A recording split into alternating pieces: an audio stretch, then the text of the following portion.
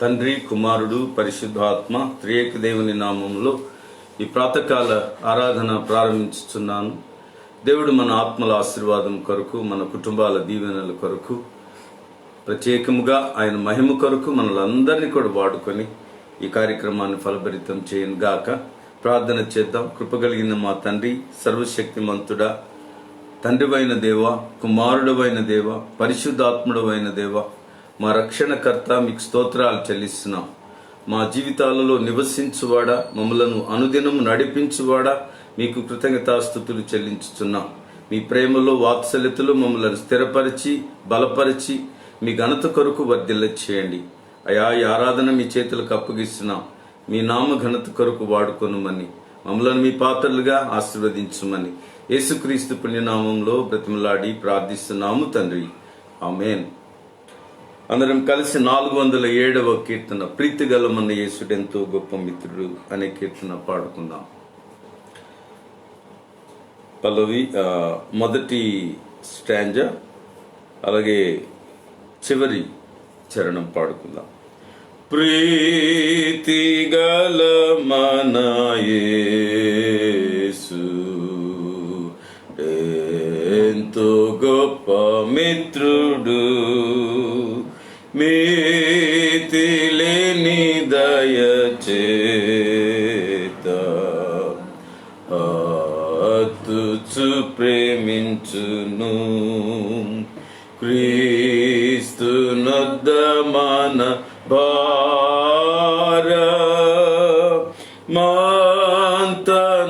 భారమంతనప్పగించిన శక్తి గల యేసు చేత మోతలెల్ల వీడును. నీతి గల మన యేసు తృప్తి గల మిత్రుడు, మృతి పొంది కృపతో విశ్రాంతి కలిగించెను. భీతి నందు బాపులైనా చింతక్రాంతులైనను క్రీస్తు యొక్క దీప్తి చేత క్రోత్తగతి చూతురు. దారుణిలో యేసు గాక వేరు గొప్ప మిత్రుడా, పరలోకమందు యేసే వీరుడౌ రక్షకుడు. నారకులగవ వేగా క్రూర హింస బొందెను, కరుణించి నిల్చి ప్రతి ప్రార్థన నాలించును. తండ్రి యొక్కయు, కుమారుని యొక్కయు, పరిశుద్ధాత్మ యొక్కయు నామమున ఆమేన్. ప్రభువా మమ్మను కనికరింపుము, క్రీస్తు మమ్మను కనికరింపుము, ప్రభువా మమ్మను కనికరింపుము. అపోస్తలుల విశ్వాస ప్రమాణం ఒప్పుకుందాం. భూమి ఆకాశములను సృజించిన సర్వశక్తి గల తండ్రి అయిన దేవుని నేను నమ్ముచున్నాను. ఆయన ఏక కుమారుడును మన ప్రభు అయిన యేసుక్రీస్తు నమ్ముచున్నాను. ఈయన పరిశుద్ధాత్మ వలన గర్భమున ధరింపబడి కనేన మరి పుట్టి పొంతి పిలాతు అధికారం క్రింద శ్రమపడి సిలువ వేయబడి చనిపోయి సమాధి చేయబడినని, అదృశ్యలోకములోనికి దిగిననియు, చనిపోయిన వారిలో నుండి మూడవ దినమున లేచి పరలోకమునకెక్కి సర్వశక్తి గల తండ్రి అయిన దేవుని కుడి చేతి వైపున కూర్చుని ఉన్నాడనియు, సజీవులకును మృతులకును తీర్పు చేయుటకు అక్కడ నుండి వచ్చుననియు నమ్ముచున్నాను. పరిశుద్ధాత్మ నమ్ముచున్నాను. పరిశుద్ధ క్రైస్తవ సంఘమగు పరిశుద్ధుల సహవాసమును, పాపక్షమాపణయు, శరీర పునరుద్ధానమును, నిత్యజీవమునున్నవని నమ్ముచున్నాను. ఆమేన్. దేవుని లేఖన భాగం చదువుకుందాం. నిర్గమకాండం నుండి 19వ అధ్యాయం. ఇశ్రాయేలీలు ఐగుప్తు దేశం నుండి బయలుదేరిన 3వ నెలలో, వారు బయలుదేరిన నాడే 3వ నెల ఆరంభమునందే వారు సినాయి అరణ్యమునకు వచ్చిరి. వారు రెఫీదీము నుండి బయలుదేరి సినాయి అరణ్యమునకు వచ్చి ఆ అరణ్యమందు దిగిరి. అక్కడ ఆ పర్వతం ఎదుట ఇశ్రాయేలీలు విడసిరి.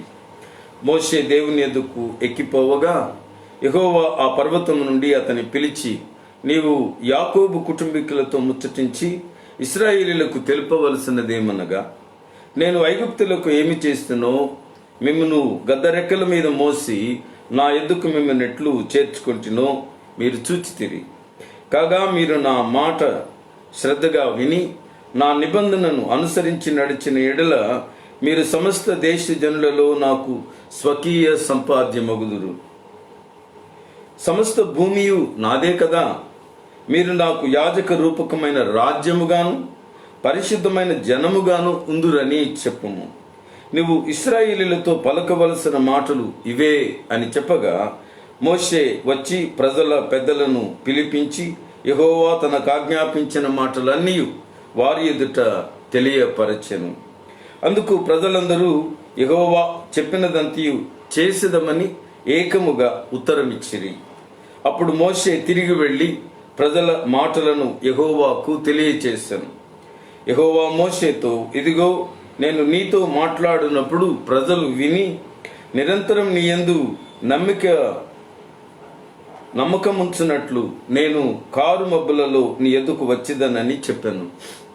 మోషే ప్రజల మాటలను యెహోవాతో చెప్పగా, యెహోవా మోషేతో, నీవు ప్రజల ఎద్దుకు వెళ్ళి నేడును రేపును వారిని పరిశుద్ధపరచుము. వారు తమ బట్టలు దుక్కుకొని 3వ నాటికి సిద్ధముగా ఉండవలెను. 3వ నాడు యెహోవా ప్రజలందరి కన్నుల ఎదుట సినాయి పర్వతం మీదికి దిగివచ్చును. నీవు చుట్టూ ప్రజలకు మేరను ఏర్పరచి, మీరు ఈ పర్వతం ఎక్కవద్దు, దాని అంచును ముట్టవద్దు. భద్రము సుమి, ఈ పర్వతం ముట్టు ప్రతివానికి మరణశిక్ష తప్పక విధింపబడవలెను. ఎవడునూ చేతితో దాన్ని ముట్టకూడదు. ముట్టినవాడు రాళ్లతో కొట్టబడవలెను, లేక పడవబడవలెను. మనుష్యుడు గాని మృగము గాని బ్రతకకూడదు.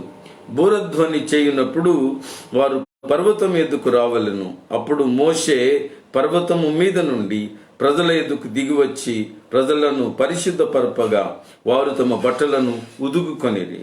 అప్పుడతడు 3వ నాటికి సిద్ధముగా నుండి ఏ పురుషుడు స్త్రీని చేరకూడదని చెప్పాను.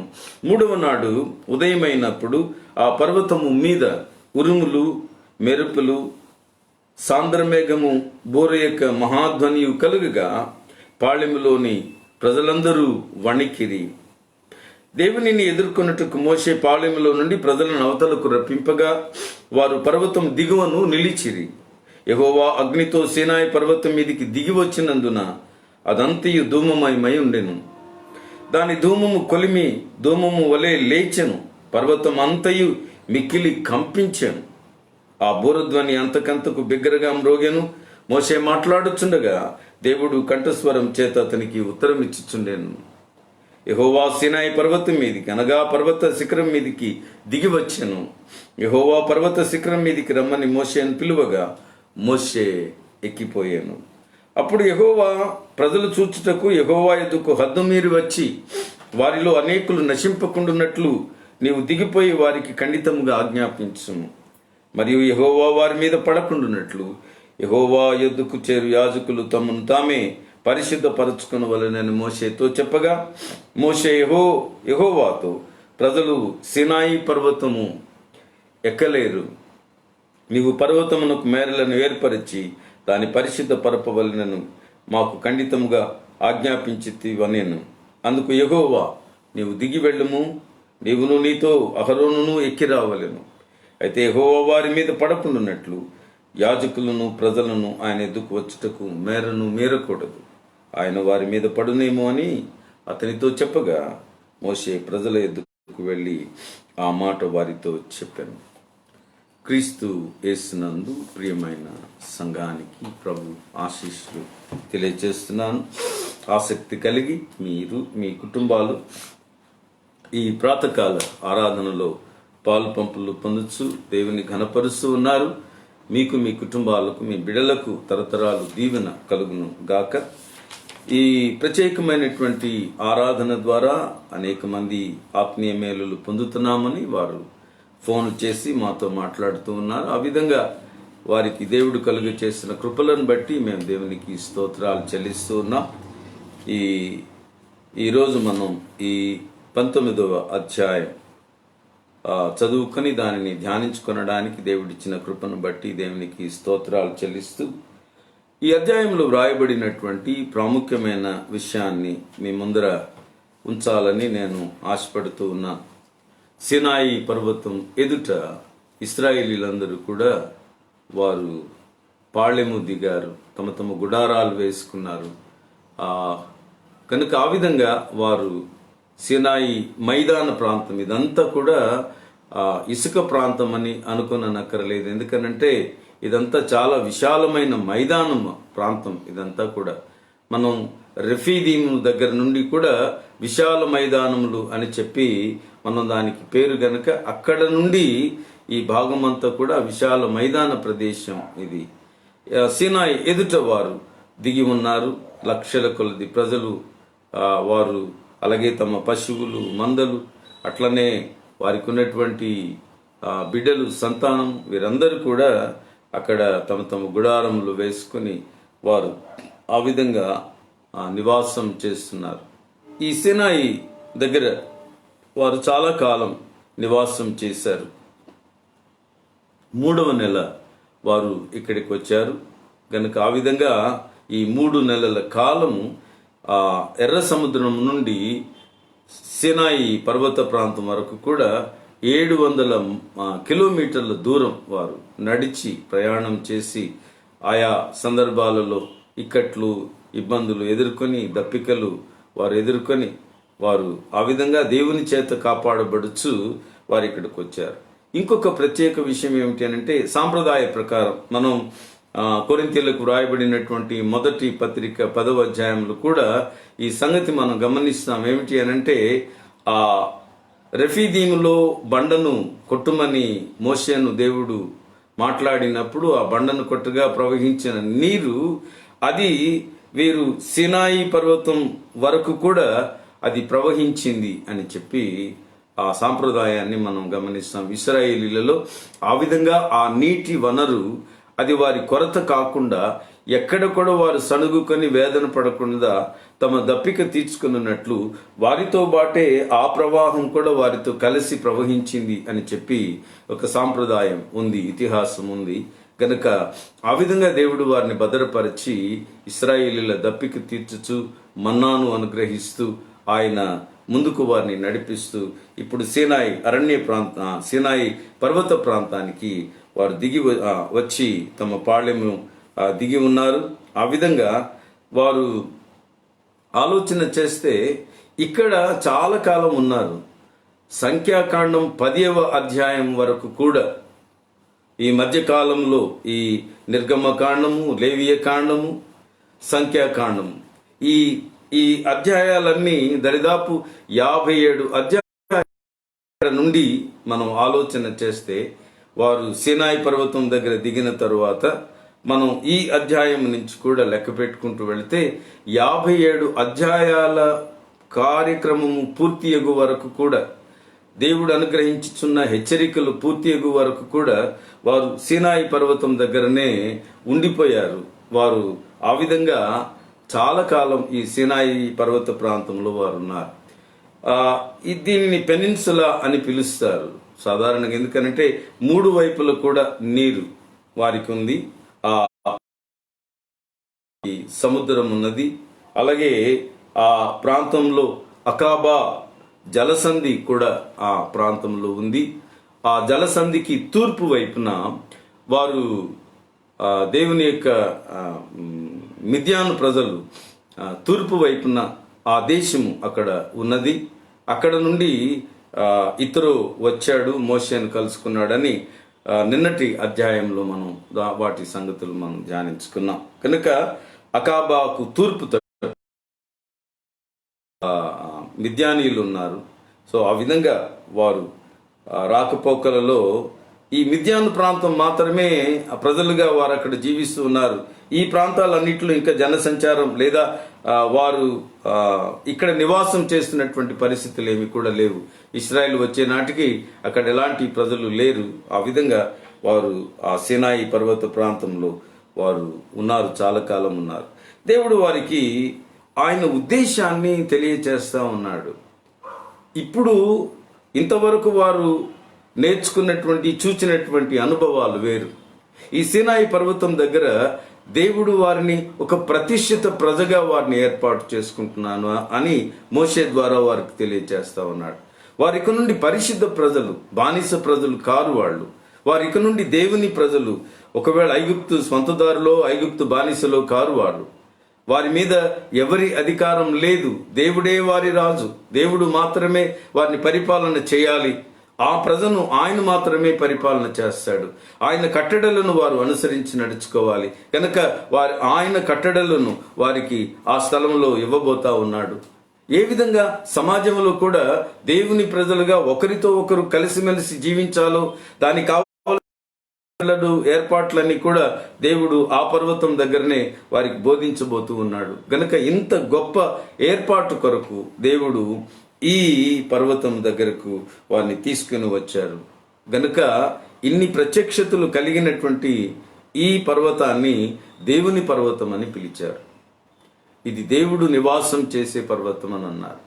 ఇక్కడ హోరేబు అని పిలువబడినటువంటి కొండ ఉన్నది. నేను ముందుగానే చెప్పాను, 2 కొండలు ఇక్కడ ఉన్నాయి.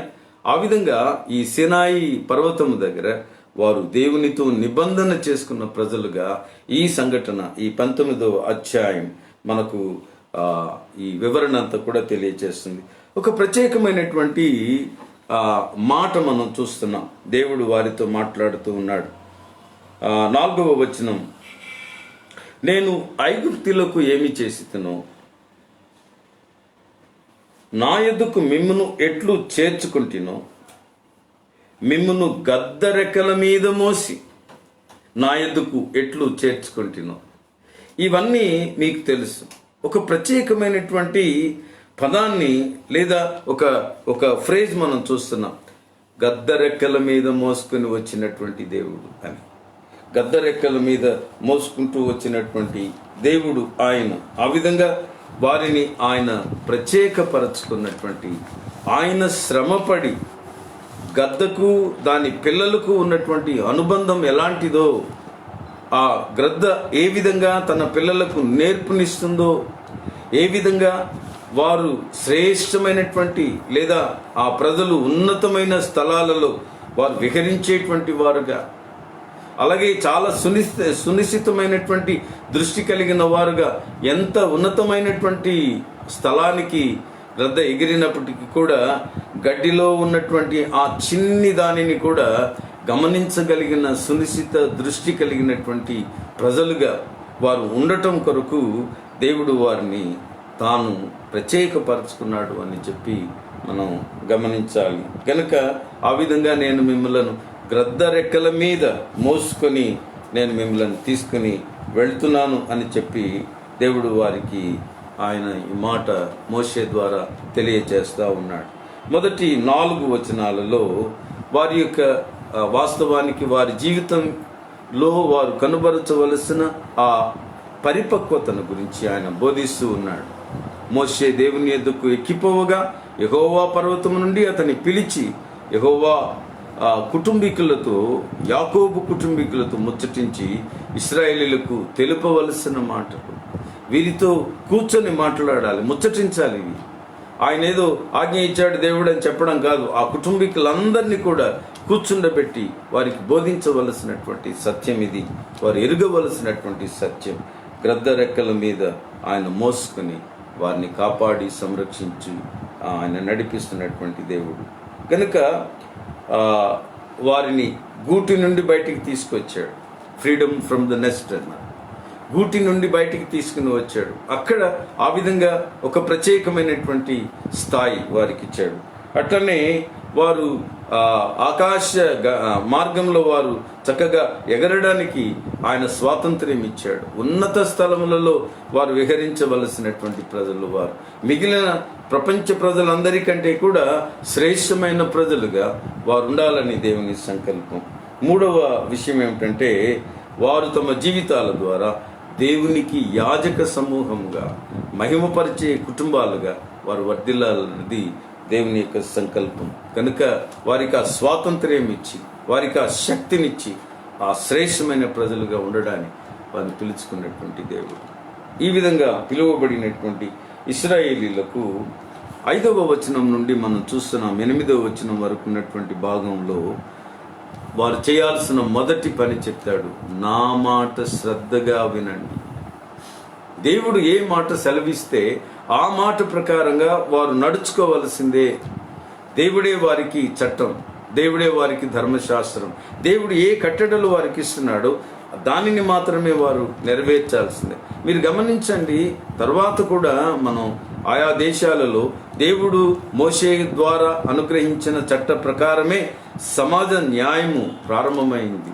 సమాజంలో ఒకరితో ఒకరు ఎలా కట్టుబాట్లు కలిగి నడుచుకోవాలో మనం ప్రపంచ చరిత్రలో ఎక్కడైనా సరే వారు ఏర్పాటు చేసుకున్న కాన్స్టిట్యూషన్స్ అనండి, లేదా ఇతరమైన చట్టాలనండి, కోర్ట్స్ అవలంబిస్తున్నటువంటి తీర్పు విషయాలలో వారు చూస్తున్నటువంటి పరిగణలోనికి తీసుకునేటువంటి సత్యాలనండి, ఇవన్నీ కూడా దేవుడు నియమించిన కట్టడలలో నుండియే ప్రపంచ దేశాలన్నీ కూడా ఈ తమ చట్టాలను, తమ నిబంధనలను వారు ఏర్పాటు చేసుకున్నారని చెప్పి మీకు జ్ఞాపకం చేస్తూ ఉన్నాను. కనుక ఈ ఇశ్రాయేలు ప్రజలు ఇక నుండి వారు బానిసలు కారు.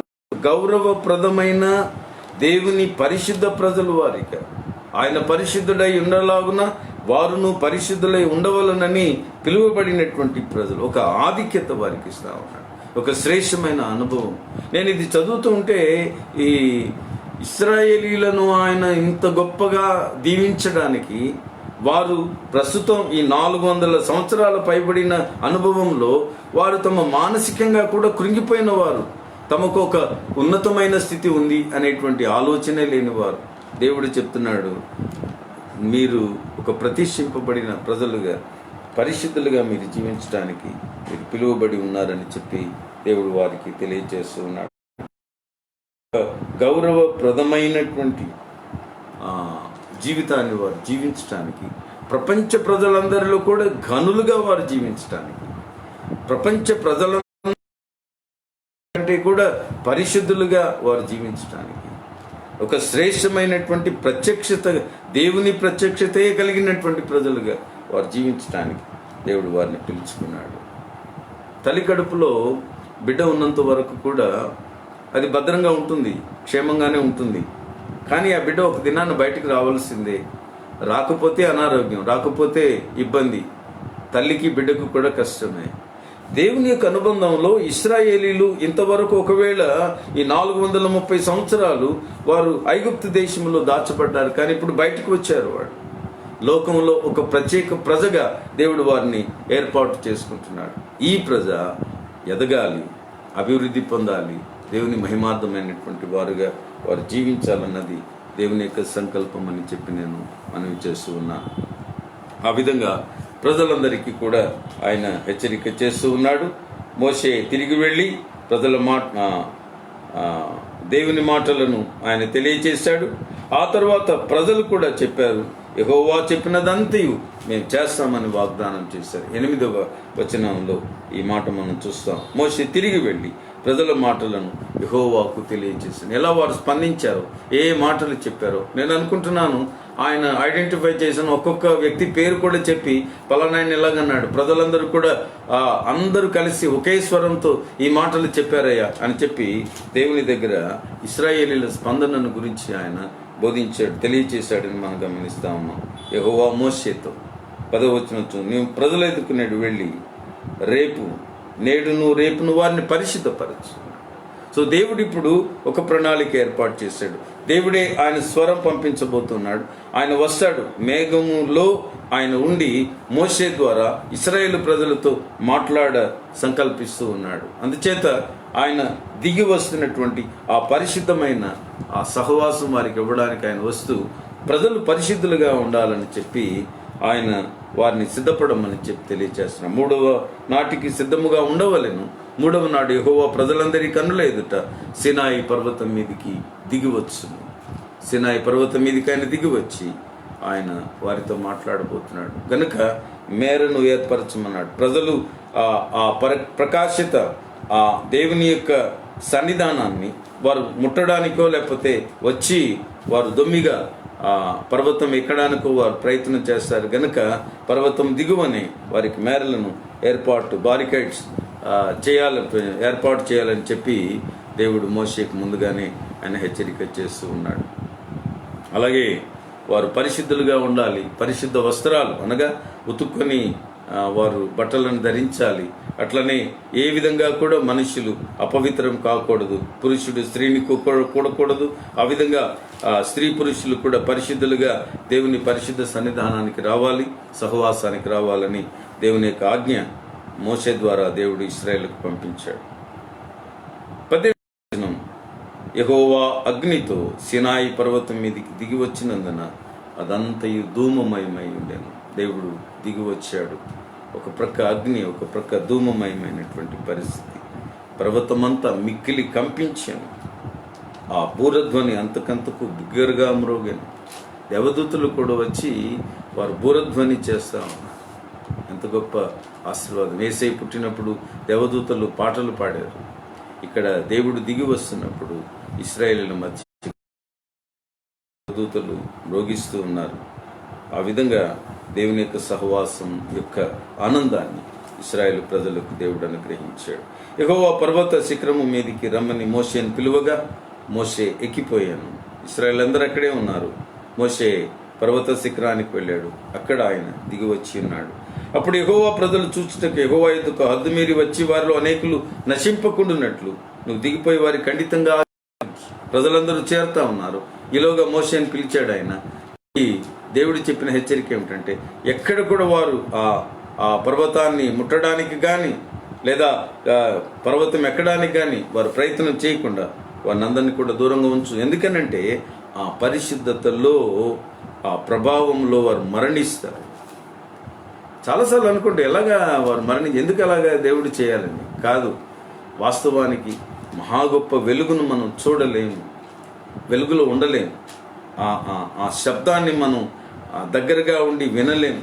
కనుక మనుష్యులు తమ బలహీనతను బట్టి దేవుడు సంహరించడు. కానీ ఆ శబ్దానికి, ఆ ప్రకాశతకు వారు ఉండలేరు. చనిపోయేటువంటి ప్రమాదం ఉంది. ఆ విధంగా ఆయన వారికి హెచ్చరిక చేస్తూ ఉన్నాడు. దేవుడు మోషే భరోసా ఇచ్చాడు.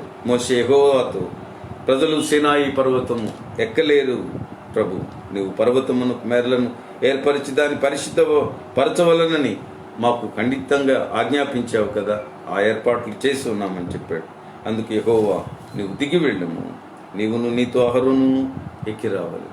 సరే, నువ్వు దిగి వెళ్ళి నీవు అహరోను కూడా పైకి రండి అని పిలిచాడు. అయితే యెహోవా వారి మీద పడకుండానట్లు యాజకులను ప్రజలను ఆయన ఎదుకు వచ్చుటకు మేరను మీరకూడదు, ఆయన వారి మీద పడునేమో అని అతనితో చెప్పగా మోషే ప్రజల ఎదుకు వెళ్ళి ఆ మాట గనుక అలాంటి పరిస్థితి ఏది కలగకుండా వారిని దూరంగా ఉంచమని పదే పదే హెచ్చరిక దేవుడు మోషేకు అందించడం మనం గమనిస్తాము.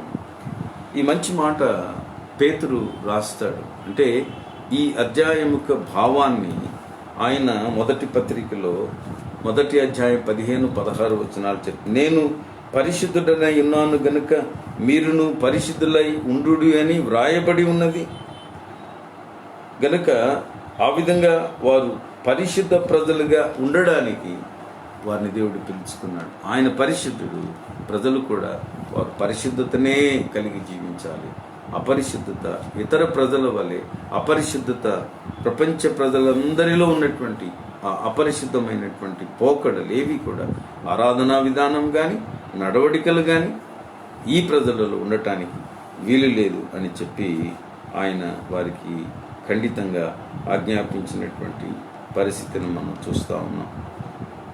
మీరు విధేయులకు పిల్లలై మీ పూర్వపు అజ్ఞాన దశలో మీకుండిన ఆశలను అనుసరించి ప్రవర్తింపక మిమ్మల్ని పిలిచిన వాడు పరిశుద్ధుడై ఉన్న ప్రకారము మీరును సమస్త ప్రవర్తన యందు పరిశుద్ధులై ఉండుడి. సో ఈ మాటలు పేతురు మాటలు మనం గమనిస్తాం. అలాగే 2వ అధ్యాయం 9వ వచనంలో మీరు చీకటిలో నుండి ఆశ్చర్యమైన తన వెలుగులోనికి మిమ్మలను పిలిచిన వాని గుణాతిశయములను ప్రచురము చేయు నిమిత్తము ఏర్పరచబడిన వంశమును, రాజునైన యాజక సమూహమును, పరిశుద్ధ జనమును, దేవుని సొత్తైన ప్రజలుగా మీరున్నారు. కనుక ఈ ప్రత్యేకత వారికి డిక్లేర్ చేయడానికి, వారికి చెప్పడానికి దేవుడు దిగి వచ్చి ఆయన ఇశ్రాయేలీలతో మాట్లాడటానికి ఆయన పరలోక సన్నిధానాన్ని విడిచి వచ్చిన వాడుగా మనం గమనిస్తాం. క్రీస్తునందు ప్రియమైన దేవుని బిడ్డలు, ఈ లేఖనాన్ని చదువుతున్న మనం, ఈ లేఖనాన్ని ధ్యానిస్తున్న మనం, మన జీవితం ఇశ్రాయేలీల వలె మనం నూతన ఇశ్రాయేలు అని మనకు పేరు. దేవుని చిత్త ప్రకారంగా నడుచుకోవడం, పరిశుద్ధ ప్రజలుగా మనం నడుచుకుంటూ అపరిశుద్ధమైన వాటిని అన్నిటిని కూడా మన జీవితాలలో, మన ఆచారాలలో, మన కుటుంబాలలో వాటిని దూరపరిచి పరిశుద్ధ ప్రజలుగా జీవించినట్లు పరిశుద్ధాత్మను మనలను ఆశీర్వదించునుగా. ప్రార్థన చేద్దాం. కృపగలిగిన తండ్రి, మీరు ఇచ్చిన వాక్యం కొరకు వందనాలు. మా ఆలోచనలు, మా మాటలు, మా ప్రవర్తన సమస్తము నీ పరిశుద్ధమైన నామమునకు ఘనతగా ఉండవలనని కోరుకుంటున్న దేవుడవయ్య. అందుకొరకే మమ్మల్ని ప్రత్యేకపరచుకున్నా. నీ కృపాక్షేమములలో అబ్రహామును పిలిచినప్పుడే ఈ గొప్ప ఏర్పాటు మీ మనస్సులో ఉన్నది అయ్యా. ఒక పరిశుద్ధ ప్రజ అబ్రహాము నుండి రావాలి, అబ్రహాము విశ్వాసము నుండి రావాలనే దృఢమైనటువంటి ఏర్పాటులో ఇశ్రాయేలు ప్రజలను ప్రత్యేకపరచుకున్నారయ్యా. మీరు వందనాలు, స్తోత్రాలు. మీ పరిశుద్ధమైన సన్నిధానంలో సీనాయి పర్వతము దగ్గర వారు మీరు పవిత్రమైన ప్రజలుగా ఉండడానికి వారికి బోధన చేస్తుండగా నాయన ఆ మాటలు వారి జీవితకాలం అంతా కూడా వారు కలిగి ఉండుటకు మీరు ఆజ్ఞాపించుచుండగా వాటన్నిటినీ చదువుతుంటున్న మా జీవితాలలో కూడా ఈ హెచ్చరిక మేము స్వీకరించి మీ ప్రజలుగా మేము జీవించుటకు కృపదాయిచ్యమని ప్రార్థిస్తున్నాం. వింటున్న ప్రతి కుటుంబాన్ని పవిత్రపరచండి. ప్రతి తండ్రిని, ప్రతి తల్లిని, ప్రతి కుమారుని, ప్రతి కుమార్తెను పవిత్రపరచి మీ ఘనతార్థమై వర్ధిల్ల చేయమని కృప చూపించమని ఈ దినదీవులతో మమ్మల్ని నింపి ఆశీర్వదించి మీ నామమునకు మహిమకరమైన కుటుంబాలుగా మమ్మల్ని ఫలభరితం చేయమని యేసుక్రీస్తు పుణ్యనామంలో ప్రతిమలాడి ప్రార్థిస్తున్నాము తండ్రి, ఆమేన్. పరలోకమందున్న మా తండ్రి, నీ నామం పరిశుద్ధపరచబడుగాక, నీ రాజ్యం వచ్చుగాక, నీ చిత్తం పరలోకమందు నెరవేరుచున్నట్లు భూమి యందు నెరవేరును గాక. మా అనుదిన ఆహారం నేడు మాకు దయచేయము. మేడల అపరాధం చేసిన వారిని క్షమించిన ప్రకారం అపరాధములు క్షమించుము. శోధంలోనికి తేక దుష్టుని మమ్మలను తప్పించుము. రాజ్యం, శక్తి, మహిమ నిరంతరం నీవే.